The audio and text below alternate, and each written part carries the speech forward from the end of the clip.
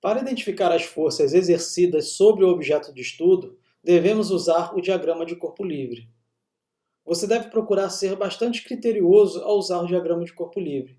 E se você analisá-lo corretamente, dificilmente você vai errar um problema desses de física.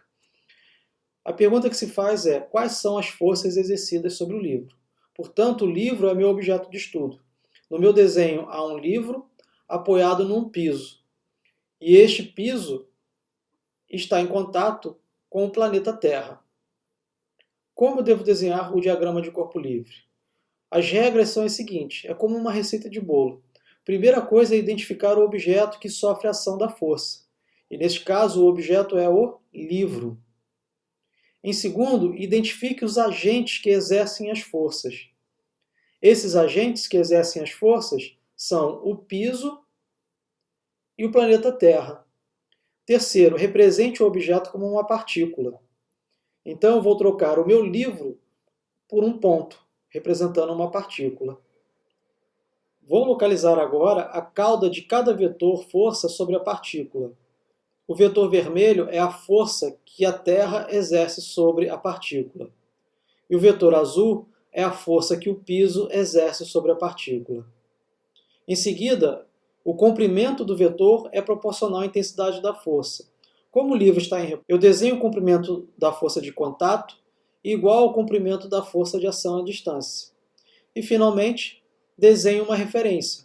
Desenho um eixo de referência orientado de baixo para cima, que vai me definir os vetores que são positivos e são negativos. Por essa orientação, a força de contato é positiva e a força de ação à distância é negativa. Vamos utilizar o diagrama de corpo livre para terminarmos a solução do slide anterior. Aqui eu repeti o meu desenho, que é o livro apoiado no piso e o piso apoiado na terra. Observe que o livro não está em contato com a terra, o livro está em contato com o piso. Então, pelo diagrama de corpo livre, eu substituo o livro por um ponto e represento as forças que atuam sobre o livro. E neste caso, é a força de contato do piso sobre o livro e a força de ação à distância da Terra sobre o livro.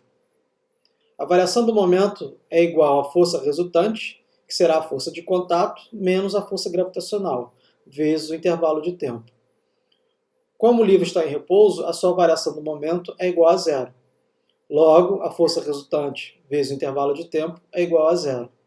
Para que essa igualdade seja válida, a força de contato deve ser igual à força de ação à distância. A força de contato é um vetor orientado de baixo para cima e a força de ação à distância é um vetor orientado de cima para baixo.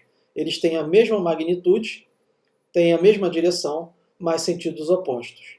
E neste caso, eu posso dizer que a aceleração do objeto é igual a zero. As forças exercidas sobre o livro são a força da gravidade e a força de compressão.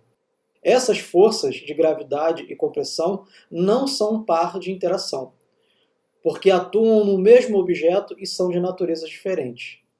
Uma força de campo e uma força de contato. Quando nós estudamos as forças de interação de par, ou par de interação, observem que aquelas forças tinham a mesma natureza.